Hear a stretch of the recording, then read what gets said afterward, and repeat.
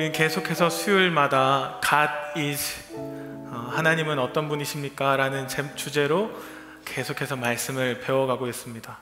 지난 2주 동안은 우리는 하나님은 누구시라고 배웠죠? 하나님은 빛이시라에 대해서 배웠습니다. 우리가 왜 하나님을 알아가야 할까?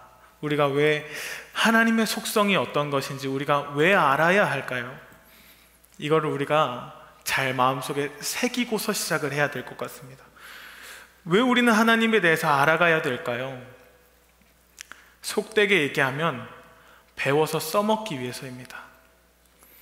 우리는 오늘 지식을 머리에다가 쌓는 게 아니고 고상한 교리 하나를 머리 가운데 집어넣고 가는 게 아니라 우리는 하나님을 배워가면 배워갈수록 우리의 삶의 형식과 방향이 우리는 바뀌어져야 될 줄로 믿습니다.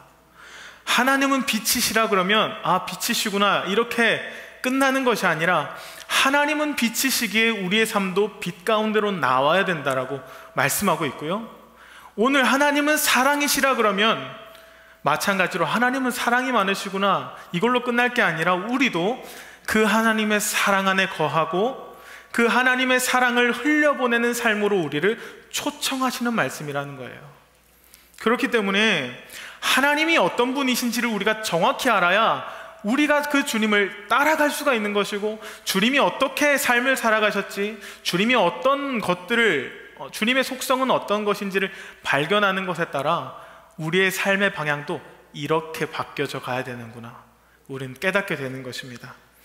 그래서 오늘 본문의 사도 요한도 이렇게 얘기하고 있죠. 세 번역으로 얘기하면 이렇습니다. 7절과 8절 보면 이렇습니다. 사랑하는 여러분, 서로 사랑합시다. 사랑은 하나님에게서 난 것입니다.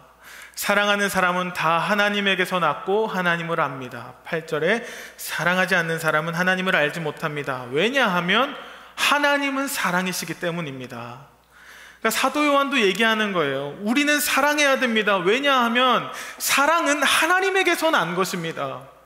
그래서 사랑은 하나님에게서 났고 하나님을 아는 사람이라면 마땅히 우리도 사랑하는 삶을 살아가야 됩니다.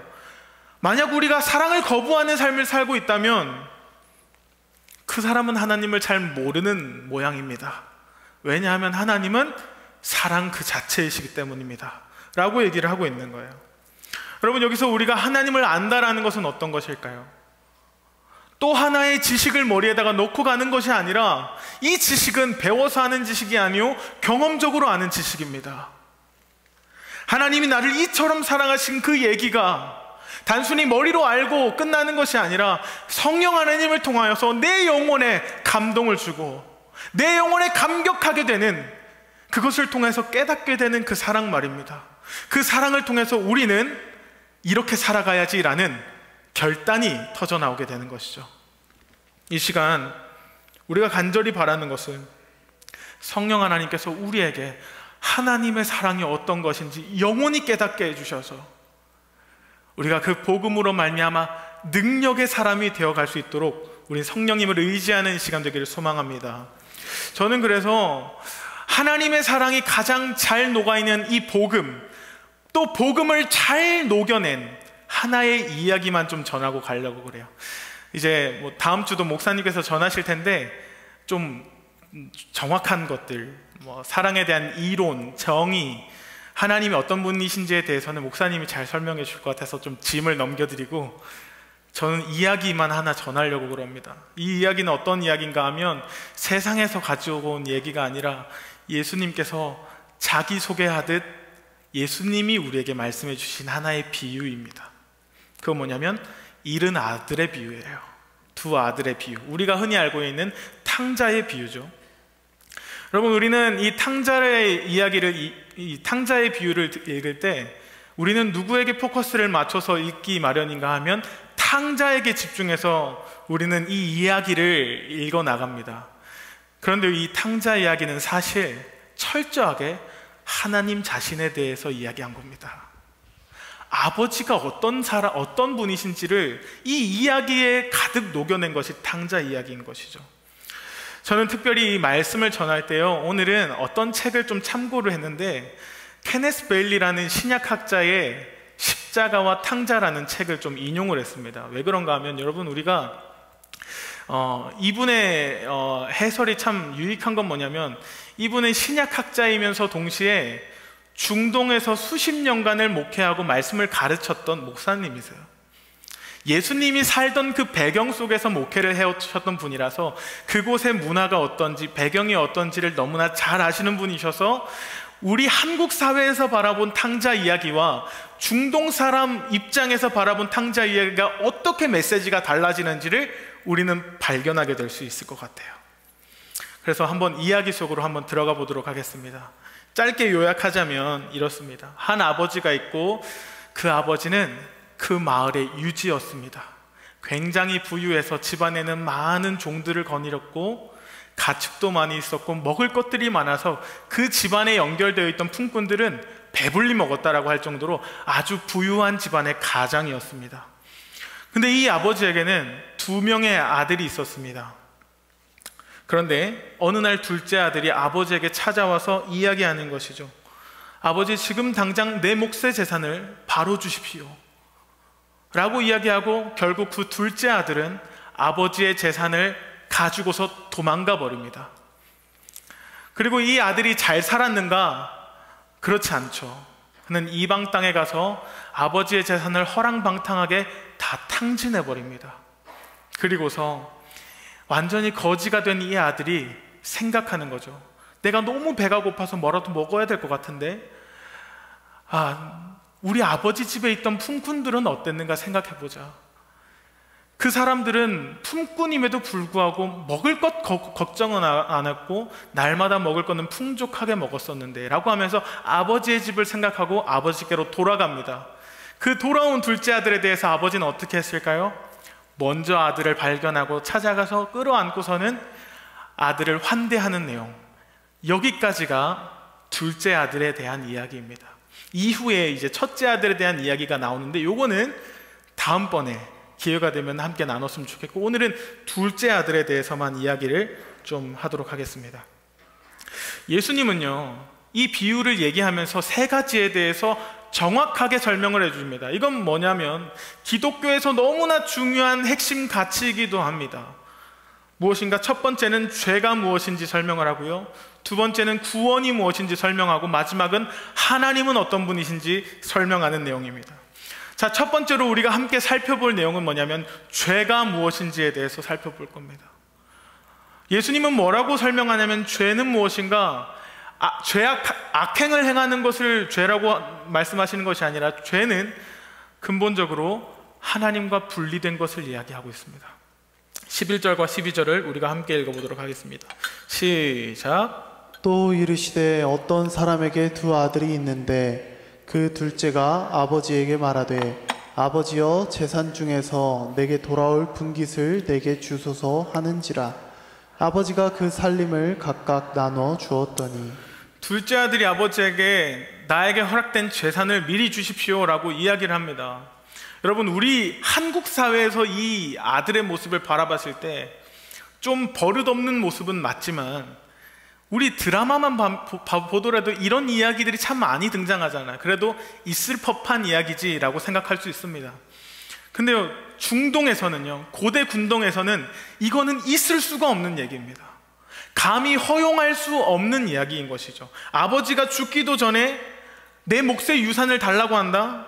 이건 어떤 의미인가 하면, 나는 이제 더 이상 아버지가 죽기까지 기다릴 수가 없어요 라고 아버지 앞에 대놓고 얘기하는 겁니다. 그래서 이 케네스 베일리는 책에서 뭐라고 얘기를 하냐면 이렇게 얘기합니다.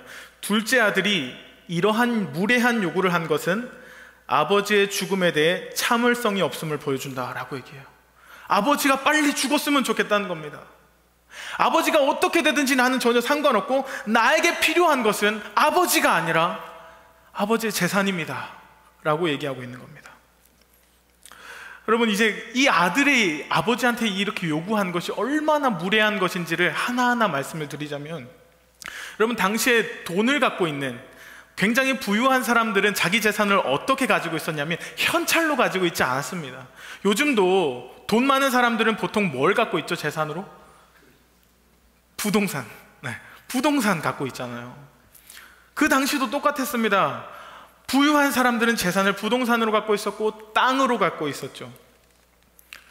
근데 그 땅은요, 재산으로서의 가치만 있었던 게 아니라, 여러분 성경에서도 많이 등장하듯이 그 당시의 땅은요, 가문의 정체성이었습니다. 선대들이 우리에게 물려주고 물려온, 우리가 지켜내야만 하는 정체성이었고, 또 영적인 유업이기도 했습니다. 하나님이 우리에게 준 것이기 때문에 이것은 재산 이상의 가치가 있었던 것이죠. 그러니까 지금 이 막내 아들은 뭐라고 얘기하냐면, 당장 이 땅을 팔아서 나에게 내 몫의 유산을 달라고 얘기하고 있는 겁니다.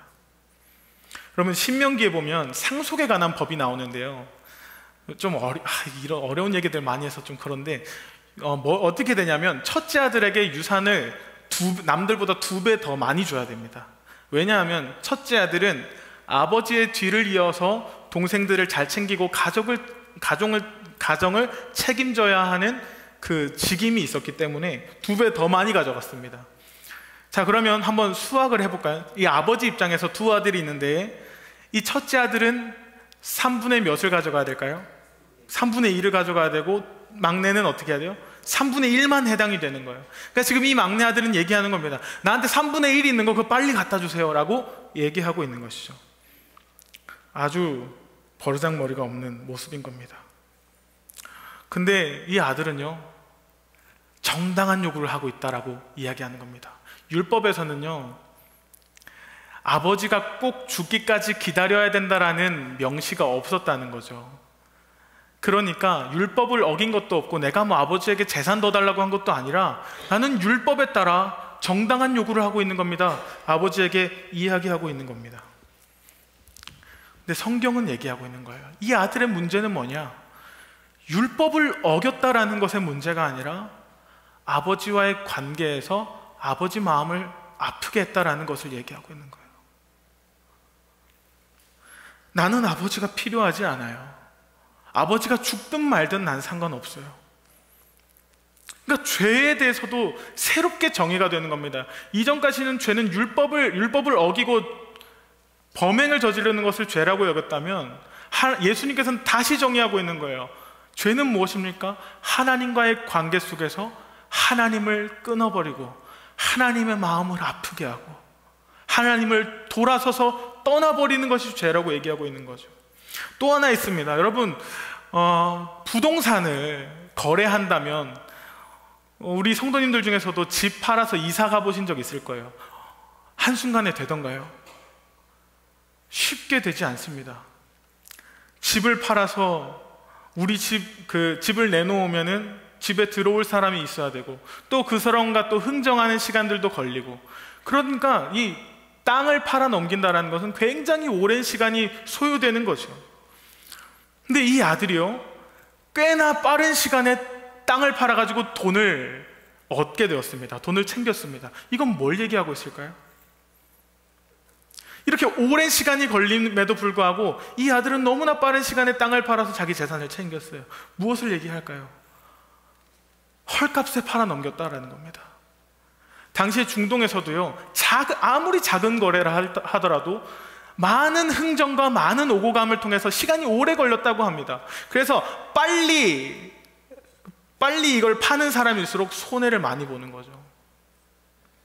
그러니까 이 아들은 어떤 거냐면, 아버지가 받을 수 있는 경제적인 유익, 집안의 이윤을 남기는 일, 이딴 것쯤은 작은 아들에게는 상관할 바가 아닌 겁니다. 왜일까요?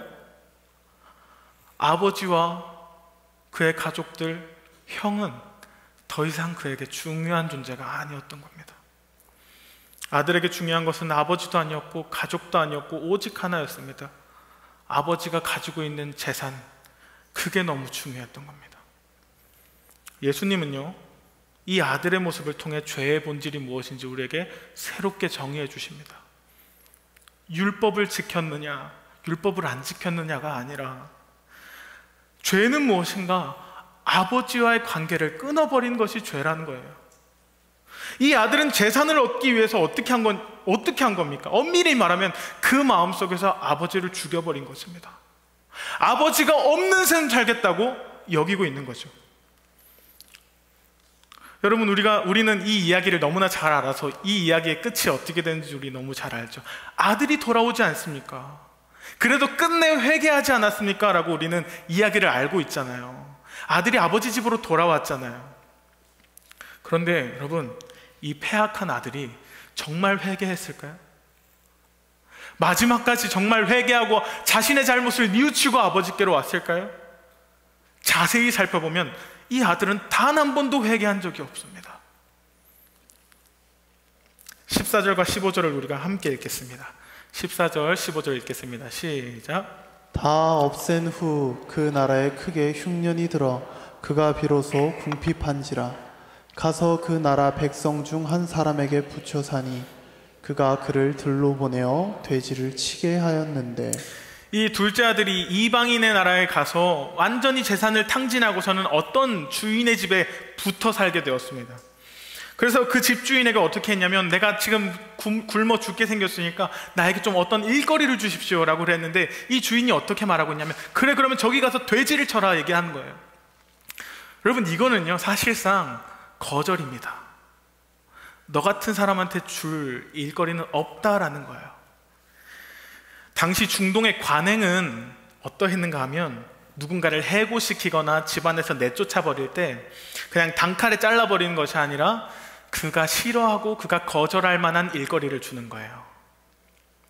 그 사람에게 제안을 하더라도 난 이건 못하겠어요 라고 하는 그런 일거리를 주는 겁니다. 마찬가지로 지금 이 이방인의 주인은요, 지금 이 탕자가 유대인이라는 걸 알고 있습니다. 그렇기 때문에 너는 돼지를 쳐라 라고 하는 건, 유대인은 돼지고기를 먹지 않죠.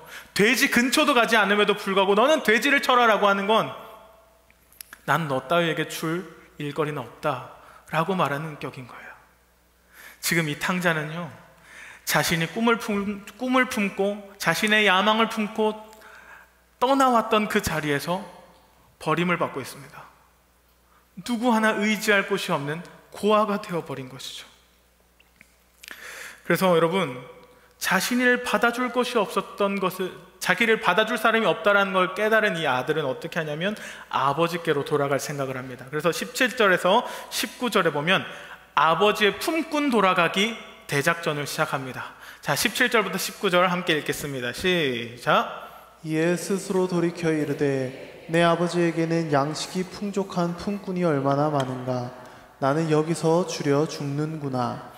내가 일어나 아버지께 가서 이르기를, 아버지, 내가 하늘과 아버지께 죄를 지었사오니 지금부터는 아버지의 아들이라 일컬음을 감당하지 못하겠나이다. 나를 품꾼의 하나로 보소서 하리라. 아멘. 17절 잠깐 띄워주실까요? 17절에 보면 이에 스스로 돌이켜 이르되 라고 해서 우리는 아들이 자기 잘못을 뉘우쳤구나, 돌이켰구나 라고 해서 회개했다라고 생각합니다. 근데 여러분, 이 아들의 독백을 한번 잘 보세요. 독백을. 이 독백 가운데 내가 아버지에게 큰 잘못을 저질렀구나, 내가 폐륜을 저질렀다, 내가 가족에게 씻을 수 없는 상처를 주었구나 라고 단 한 번도 얘기하지 않습니다. 뭐에 대해서만 얘기하냐면, 나는 배가 너무 고프다, 나는 굶주리고 있는데 지금 저 사람들은 먹고 있는구나, 내가 뭐라도 해야겠다라고. 탕자는 아버지에 대해서 전혀 생각하는 것이 아니라 자기 자신의 본능에만 충실한 겁니다. 그리고 또 한 가지는 뭐냐면, 이 아들이 전혀 회개하지 않았다는 또 하나의 증거는 무엇인가 하면, 지금 이 탕자는 무엇으로 돌아갈 계획을 갖고 있냐면 품꾼으로 돌아갈 계획을 하고 있습니다. 우리는 품꾼 하면은 하인 중에 한 사람, 종이라고 생각할 수 있는데 아닙니다. 사실 다른 개념이에요. 그러니까 우리는 굉장히 겸손한 표현이라고 생각할 수 있어요. 내가 아버지 뵐 면목이 없으니까 차마 아들은 못하겠습니다. 종으로 내려가서 내가 아버지 집을 좀 섬기겠습니다. 그러니까 되게 겸손한 걸로 우리는 착각할 때가 있는데요, 여기서 말하는 품꾼은 종이 아닙니다. 종들은요, 하인들은요, 아버지 집안에서 삽니다. 주인과 함께 머무르면서 그 안에 있는 집안인들을 감당하고 심부름들을 감당하는 아버지 집안에서 사는 게 종과 하인들입니다. 그런데 품꾼은 뭐냐면요, 품꾼은 다릅니다. 품꾼은 일종의 기술자들입니다. 우리가 흔히 알고 있는 목수나 석수 같은 장인들이에요.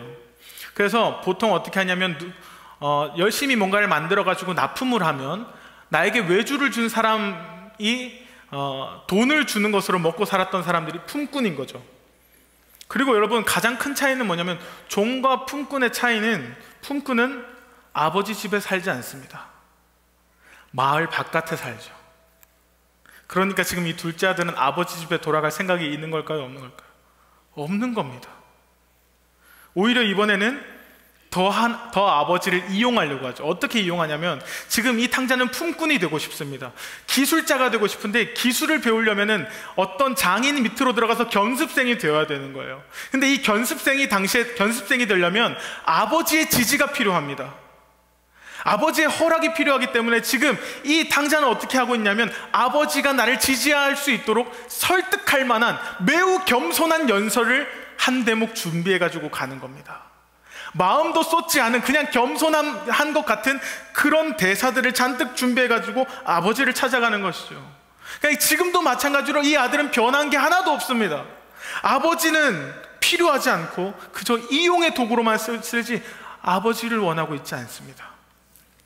그가 돌아가는 이유는 아버지가 보고 싶다거나 관계를 회복하고 싶다거나 그런 것이 아니라 그저 품꾼이 돼서 아버지 돈을 좀 내가 타내고 싶은, 여전히 변하지 않은 모습인 거죠.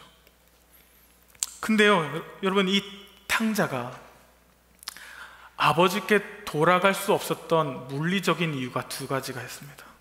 그게 뭐냐면, 첫 번째는요, 여러분, 만약에 이 탕자가 아버지의 집에 들어가게 되면 누가 기다리고 있을까요? 아버지만 있는 것이 아닙니다. 형이 기다리고 있죠.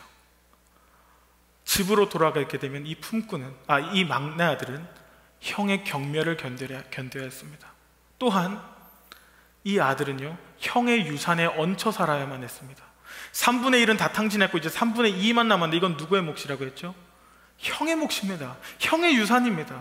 그러면 이 둘째 아들은 다시 돌아오게 되었을 때 누구 집에 얹혀 살게 되냐면, 형의 집에 얹혀 살고 형이 주는 빵을 먹고 살아야 하며, 결국에 그 관계 속에서 적대감을 가지면서 살아가야 합니다. 이것은 탕자가 감당하기에는, 둘째 아들이 감당하기에는 너무나 쓴 잔이었던 거죠.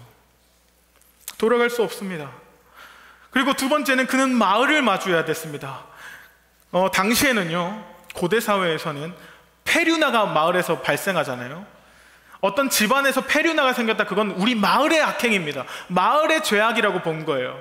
그래서 만약에 이 폐류나가 이 마을을 떠나가지고 아버지의 자세를 완전히 탕진하고 돌아오는 일들이 그 당시에도 있었는데, 이런 일들이 있으면 그 탕자, 그 버림받은 아들을 받아주는 법은 없었습니다. 그래서 어떤 의식이 있었냐면, 보통 그런 탕자들이 돌아오면 캐자자 의식이라는 것이 있었어요. 캐자자 의식. 캐자자라는 말은 뭐냐면 잘라내다라는 거예요. 어떻게 하는 거냐면, 이건 항아리 같은 거 있잖아요. 이런 도기 같은 것들을 쾅 내리 찍습니다. 가장 먼저 이 탕자를 발견한 사람이 항아리 같은 걸 깨뜨리고 캐자자 외치는 거죠. 그러면 마을 사람들이 다 나와서 캐자자 외치는 겁니다. 이건 어떤 의미인가 하면, 속되게 얘기해서 꺼지라는 겁니다.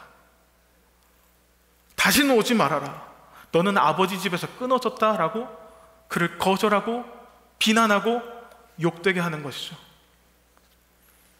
그래서 만약에 자기가 이 마을에 들어가게 된다면요, 캐자자 의식이 시작될 겁니다. 그는 공동체 전체와의 관계가 깨져버렸고 모두에게 경멸을 받는 사람이 되었습니다. 그들 속에서 살아간다는 거 생각만 해도 끔찍한 일이죠. 그래서 그는 여전히 아버지께로 돌아갈 생각도 없고, 아버지를 필요로 하지도 않고 아버지의 돈만을 원하고 있었던 것이죠. 그는 여전히 마음속에 아버지를 죽인 채로 살아가고 있었습니다. 그렇게 영적인 고아가 되어서 그는 자기 삶을 책임지는 삶을 살기로 작정했던 겁니다. 사랑하는 성도 여러분, 오늘 예수님이 우리에게 말씀하시는 죄는 무엇이었습니까? 내가 아버지와 끊어진 것이 죄인 것입니다.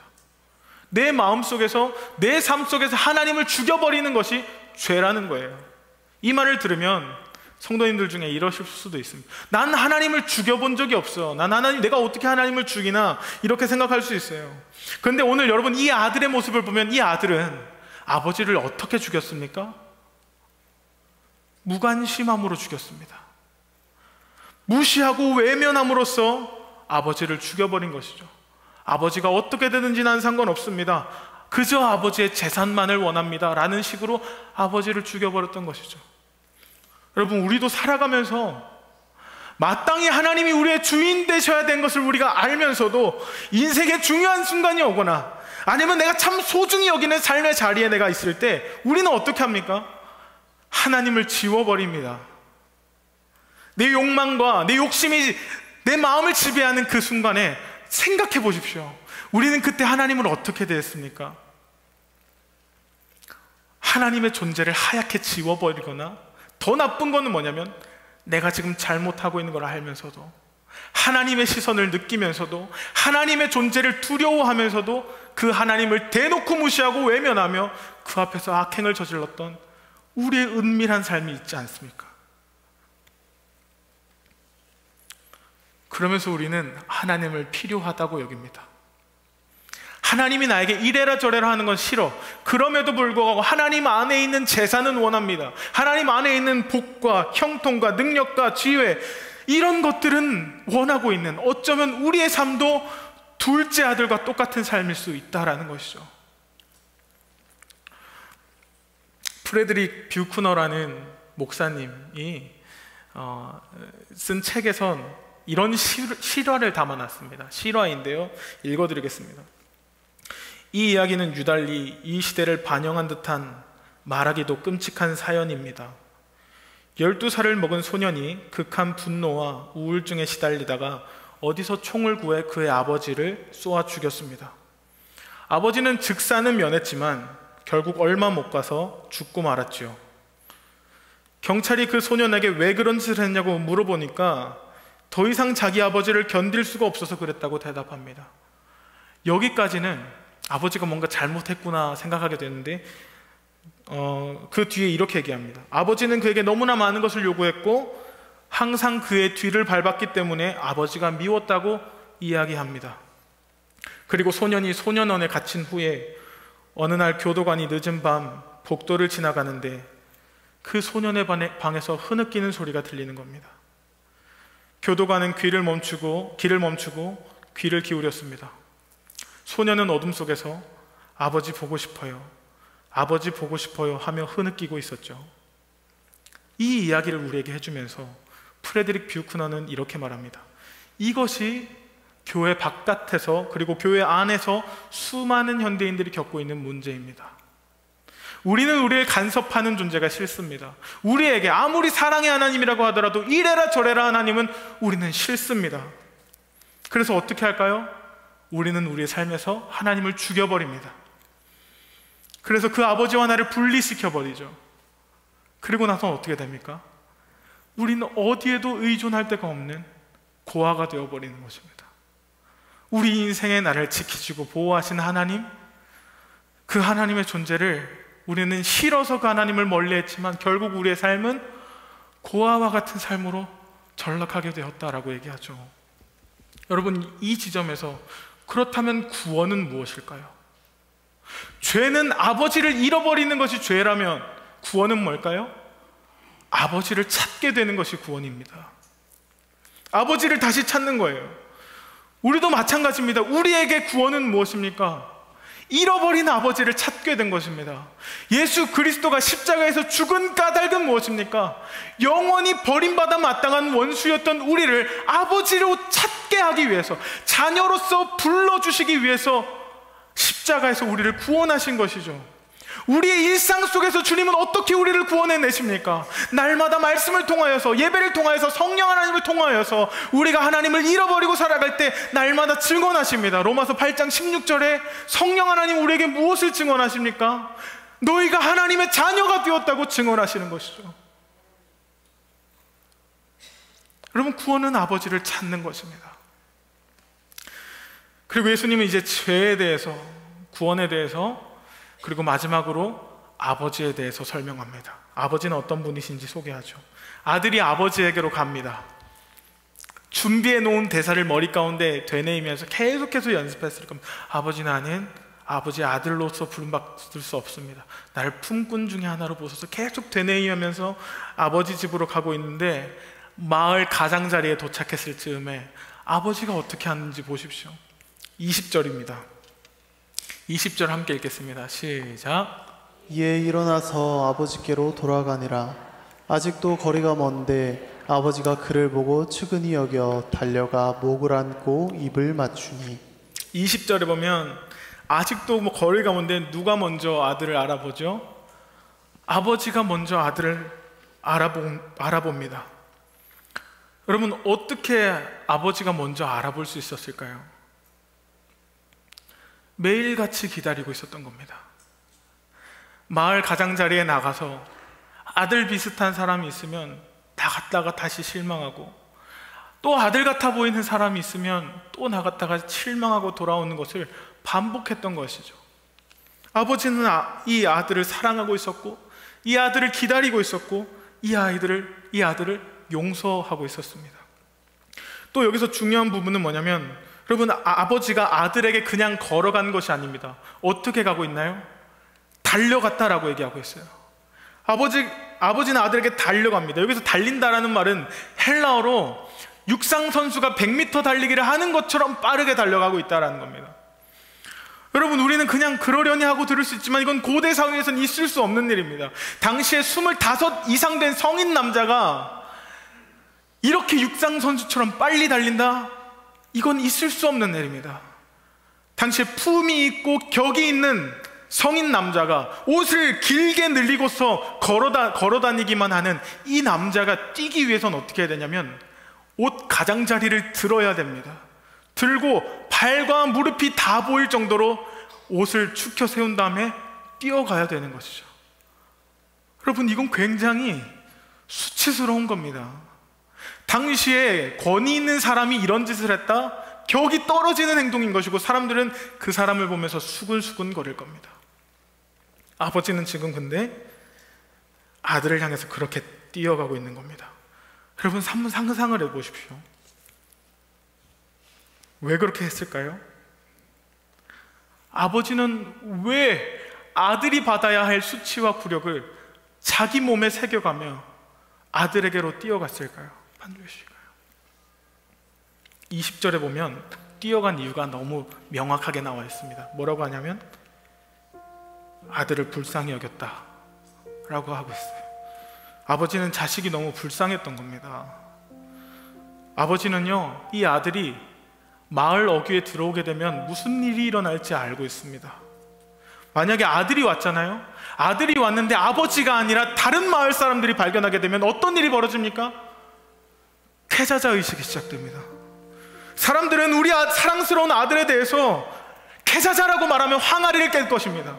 그리고 꺼져라 꺼져라 외치면서 우리 아들에 대해서 수치스럽게 할 것이고 굴욕을 줄 것입니다. 여러분, 이 패자자 의식의 심화 버전은 뭐냐면 그 아들을 죽여도 좋다라고 신명기에 기록이 되어 있죠. 폐륜을 저지른 아들에 대해서 돌로 쳐 죽이라라고 얘기하잖아요. 이것도 패자자 의식의 일종입니다. 만약에요, 아버지가 이렇게 먼저 발견하지 않았다면, 아버지가 아니라 다른 누군가에게서 발견되었다면 이 아들은 어떻게 되었을까요?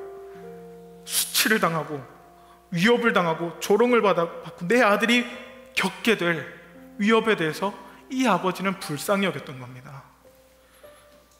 아버지는 단장이 끊어지는 연민을 가지고서 정신없이 아들에게로 달려갔던 것이죠. 근데 여러분, 만약에 이 아들을 다른 사람이 아니라 아버지가 먼저 발견하게 되었다면 패자자의식은 더 이상 이 아들을 괴롭힐 수가 없습니다. 아버지가 먼저 그를 알아보고 아버지의 품에 안고 아버지가 먼저 용서를 선포하게 되면 더 이상 어떤 누구라 할지라도, 어떤 의로운 사람이라 할지라도 이 아들을 건들 수가 없는 것이죠. 여러분, 지금 이 아들은요, 자기가 당해야 할 것들을 감수하고 다가온 겁니다. 형이 날 경멸할 것들을 바라본 거고, 마을에 들어가는 순간 패자자의식이 나를 괴롭힐 거를 감수하고 왔습니다. 그런데 이 아들이 막상 그 마을에 도착해 보니까 그를 기다리고 있었던 건 패자자의식이 아니었습니다. 아버지였습니다. 여러분, 감히 생각하지도 못했던 모습에 자기가 이런 아버지에게 무슨 잘못을 저질렀는지 이 아들은 좀 깨달은 모양입니다. 21절에 보면요, 준비했던 대사를 아버지께 하는데 준비했던 것에서 빠진 대목이 있습니다. 보면 이렇게 얘기하죠. 아들이 이르되 아버지, 내가 하늘과 아버지께 죄를 지었사오니 지금부터는 아버지 아들이라 일컬음 못 받겠습니다. 나를 품꾼 중에 하나로 보소서. 이게 사실은 아들의 목적이었잖아요. 그런 말을 하지 않습니다. 아버지를 조종하기 위해서 자기가 준비해왔던 이 모든 대사는 아버지의 그 사랑 앞에서 진정으로 돌이키고 자신의 잘못을 깨닫고 아버지의 그 사랑으로 돌아오게 되는 회개의 대사가 되었던 것이죠. 잘못했습니다. 아버지에게 감당할 수 없는 죄를 지었습니다 라고 말이죠. 말씀을 마치려고 합니다.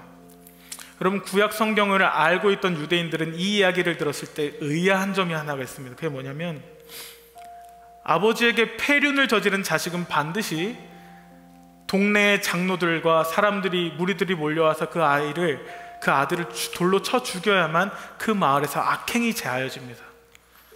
그렇기 때문에 어떻게 보면 율법상 이 아들은 반드시 죽어야 합니다. 근데 이 아버지는 어떻게 하죠? 이 아들을 결코 죽이지 않습니다. 그리고 이야기는 끝이 나버립니다. 사람들은 예수님에게 물었을 것입니다. 이 결말은 어떻게 되었나요? 아들은 어떻게 죽게 되었나요? 라고 물었을 때 어쩌면 예수님은 대답하지 않고 침묵하셨을 것입니다. 그때는 대답할 수 없었기 때문이에요. 근데 여러분, 우리가 누가복음의 끝자락에 보면은 한 아들이 십자가에 걸려 있습니다. 십자가에서 아버지의 심판을 받아 한 아들이 십자가에서 죽었습니다.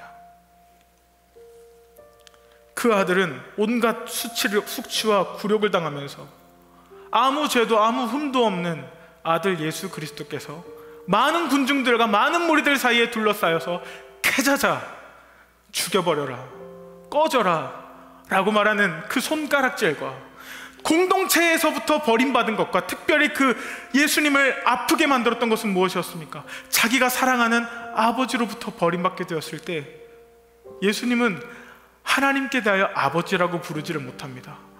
나의 하나님, 나의 하나님, 어찌하여 나를 버리셨습니까? 왜 예수님께서 십자가에서 죽임당하시고 버림을 받으셨습니까? 우리와 같은 둘째 아들들을 용납하시고 받으시기 위해서입니다.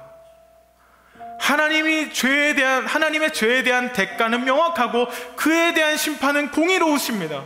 죄의 대가는 사망이지만 하나님께서는 자기 아들에게 그 모든 대가를 짊어지우심으로써 우리를 조건 없이 받아주신 겁니다. 돌아왔을 때 어느 누구도 정죄할 수 없는, 어느 누구도 뭐라고 할 수 없는, 어느 누구도 감히 너가라고 얘기할 수 없는 완전한 길을 열어놓으신 것이죠.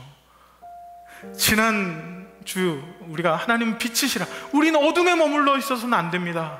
우리가 나아가야 할 방향을 우리가 알게 되었다면 오늘 이 하나님은 사랑이시라 라는 말은 어떤 의미입니까? 우리가 빛 되신 하나님께 어떻게 나아가야 될까? 라고 우리가 두려워하고 걱정하고 있을 그때에 예수 그리스도께서 말씀하십니다. 내가 너희들의 길이 되었고 진리가 되었고 생명이 되어서 누구든지 나를 믿는 자는 아버지께로 갈 수 있다라고 말씀하시는 것이죠. 여러분, 그렇기 때문에 우리는 사랑을 의지해서, 예수 그리스도의 십자가의 은혜를 의지해서 우리는 오늘도 그 사랑의 하나님 앞에 나아가실 수 있기를 소망합니다. 주님의 그 사랑, 하나님은 사랑이시라 라는 것을 우리는 알게 될 때 우리의 삶은 어떻게 변하게 되냐면 그 사랑 안에 거하기를 즐거워합니다. 그리고 그 사랑대로 나도 누군가를 용납해주고 나도 누군가를 그렇게 용서해주는 삶으로 우리도 나아가게 될 줄 믿습니다. 나는 내 마음에 복음이 응했던 곳에서 다시 아버지를 만나고 주님 내 마음에 연약한 눈물